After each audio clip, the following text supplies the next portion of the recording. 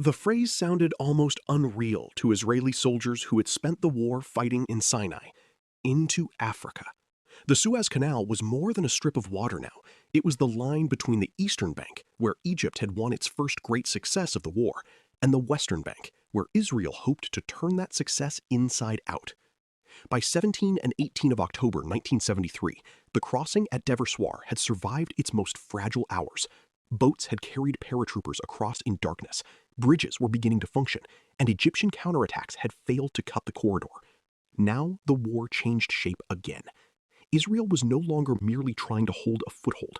It was pushing armor into Egypt proper, toward the rear of the armies that had crossed so brilliantly days before. If you would like to move beyond the podcast, you can see my available books at militaryauthor.me. And at trackpads.com, you will find magazines and galleries with hundreds of thousands of photos and videos to explore. For Avraham Adan, known by his nickname Bren, the West Bank offered both opportunity and danger. His armored division had fought through the confusion and losses of the Sinai campaign, and now it was being fed across the canal into a battlefield few Israeli tank crews had expected to see. The mission was not simply to wave a flag on Egyptian soil. Adan's forces had to expand the bridgehead, drive southward, attack the support system behind Egypt's Third Army, and turn roads, missile sites, and supply routes into pressure points. This was exploitation, but not the effortless kind imagined in tidy histories. A bridgehead is born cramped. Vehicles must cross in order, find room to deploy, avoid congestion, and move before the enemy regains balance. Every tank arriving west of the canal increased Israeli power, but it also had to be fueled, supplied, commanded, and protected. The terrain west of the canal was different from the deep Sinai desert that had shaped much of the earlier fighting. It was not all open emptiness. Near the canal and the cultivated belt, fields, irrigation canals, villages, tree lines, embankments, and roads complicated movement. Farther out, the desert opened again, but the first problem was to break free from the crossing area without becoming tangled in it. Israeli tanks that had been deadly in open desert now had to navigate a rear area landscape full of military targets and civilian geography. This mattered because armored warfare is always shaped by the ground beneath it. A division can have excellent crews and powerful tanks, but if it cannot find routes, coordinate columns, and keep supplies flowing through the crossing behind it, its speed becomes fragile. The Egyptian rear was not an empty backyard waiting to be overrun. It contained the machinery that had made Operation Badr possible: surface-to-air missile sites, artillery positions, command posts, transport routes, repair areas, supply dumps, and roads feeding the armies on the East Bank. For nearly 2 weeks, that system had looked eastward, supporting the bridgeheads in Sinai and helping protect them from Israeli aircraft and armor. Now, Israeli forces were appearing behind parts of it. That reversal was the heart of the countercrossing's power. The Israelis did not have to destroy every Egyptian formation east of the canal in a frontal battle. By entering the West Bank, they could threaten the roots of those formations, the connections that allowed them to remain strong. In modern war, the rear is not separate from the front. It is the front's bloodstream. Adan's division moved with the hard urgency of men who knew the chance had to be widened before it closed. Tanks and armored personnel carriers crossed the canal, sorted themselves into columns, and began pushing outward. Some forces struck at Egyptian air defense positions, whose destruction or disruption could open space for Israeli aircraft to operate more freely.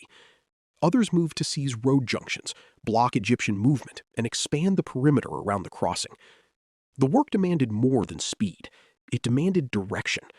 A fast armored column in the wrong place can be irrelevant or even endangered. A slower column that reaches the enemy's supply road at the right hour can change the operational map. On the West Bank, the key question was not how far the Israelis could drive in a heroic burst, but which parts of the Egyptian system they could dislocate first. For Egyptian commanders, the Israeli move west of the canal created a command problem unlike the one they had prepared to solve. Their armies east of the canal still held substantial ground and still possessed the achievement that had transformed the war's politics. But now the danger came from behind the canal line, from a crossing point near the seam between their armies, and from armored forces moving through rear areas that had not been organized as the main defensive front. Egypt had to decide whether to pull forces back, counterattack the bridgehead, defend the missile network, protect the Third Army's supply lines, or continue holding the East Bank as proof of the crossing's success. Each choice carried risk. When an enemy reaches the rear, he does not merely threaten equipment, he forces headquarters to think in too many directions at once. This is where Israeli armored warfare began to recover its old rhythm, but in a changed form. The lesson of the first week had not been forgotten. Tanks could still die quickly when thrown into prepared anti-tank zones. Infantry missiles, air defenses, and artillery had shown that the battlefield had become more dangerous than the open victories of 1967 suggested. But on the West Bank, Israeli armor found places where speed and initiative could again matter. The Egyptian defensive system was thinner, more rear-facing, and less prepared for a mobile fight in every direction. Israeli commanders could use armored columns to cut, raid, block, and unsettle. The tank had not returned as a solitary wonder weapon. It had returned as part of a moving operational system, fed by bridges and aimed at the enemy's connections. The bridges at Deversoir remained the narrow throat of the entire operation. Every success west of the canal depended on that crossing continuing to work. Fuel trucks, ammunition vehicles, recovery crews, engineers, medical evacuation, replacement crews, and command vehicles all had to pass through the same vulnerable system. The Israeli drive into Africa therefore had a hidden weakness behind every forward movement. If Egypt could strike the crossing, jam the corridor, or cut the routes east of the canal, Israeli forces west of the water might become overextended. This is the paradox of exploitation after a water crossing. The farther the armored force drives, the more dramatic its effect, but the more it depends on a thin line back to the bridge. Operational boldness and logistical anxiety traveled together. The first Israeli attacks against Egyptian missile and artillery positions carried special significance. The Egyptian missile umbrella had shaped the war from its opening hours, limiting Israeli air freedom and protecting the canal bridgeheads. When Israeli armor began overrunning or threatening parts of that air defense network from the west, the balance started to shift. Aircraft could not suddenly act everywhere without danger, and Egyptian air defenses did not vanish overnight. But the idea that the canal zone was protected by an intact shield began to break down. For armored warfare, this was a powerful reminder that air defense is geography as much as technology. A missile battery protects a zone only as long as its crews, radars, supply, and physical position remain secure. Once tanks appear behind it, the shield can become a set of isolated targets. The Egyptian soldiers on the East Bank may not have felt the full danger immediately, but the pressure was building around them. The Third Army, holding the southern bridgehead east of the canal, depended on routes and supplies from the west. If Israeli forces drove south and cut those connections, the army could remain brave and numerous while becoming operationally trapped. That is one of the cruelest situations in war. A force still capable of fighting, still holding ground, still armed, but increasingly separated from food, water, ammunition, fuel, and medical support. Tanks without fuel become bunkers. Artillery without shells becomes metal. Men without water in the Egyptian desert face a danger no amount of discipline can ignore. Adan's movement southward began to turn geography into a noose. The drive west of the canal also changed the emotional balance of the war. Egypt had begun with the dramatic act of crossing into Sinai and breaking the line Israel thought it could defend. Israel's movement into Africa answered with a reversal that was equally dramatic, though different in meaning. It did not erase Egypt's opening success, and it did not restore the pre-war world. Egyptian soldiers still stood east of the canal, and Sadat had already achieved the political shock he wanted. But Israel had recovered from surprise and was now threatening to convert operational maneuver into strategic leverage. Both sides could claim something real, and both sides faced something painful. The battlefield was becoming more complicated than victory or defeat could easily contain. For the tank crews driving west and south, the campaign must have felt strange and dangerous in equal measure.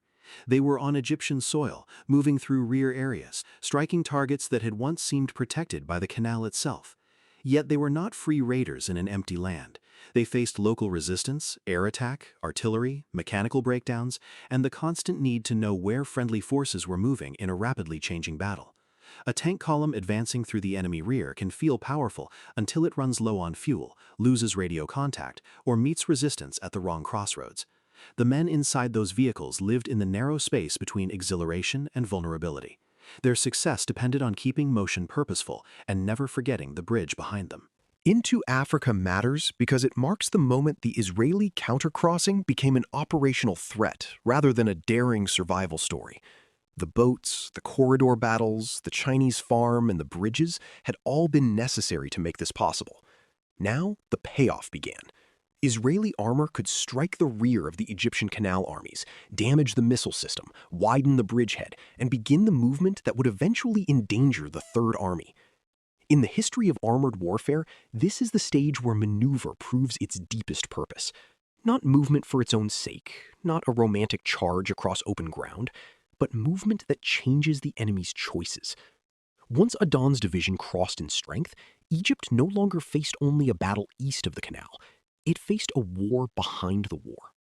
The crossing into Africa did not end the campaign, but it opened its final and most dangerous phase. To the north, Sharon's forces would push toward Ismailia and discover that the West Bank could become slow, dense, and stubborn. To the south, Adan's division would press toward Suez and the lifelines of the Egyptian Third Army. Ahead lay ceasefire deadlines, urban fighting, diplomatic crisis, and a trapped army whose survival would matter far beyond the battlefield. But for this moment, the key fact was simple and enormous. Israeli armor had crossed the canal and was moving in Egypt proper. The war that began with Egyptian soldiers stepping east across the water had now turned back across the same water in the opposite direction. The canal had become not a border, but a revolving door of initiative, and whoever moved through it with purpose could make the enemy's victory tremble. You've been listening to Famous Tank Battles.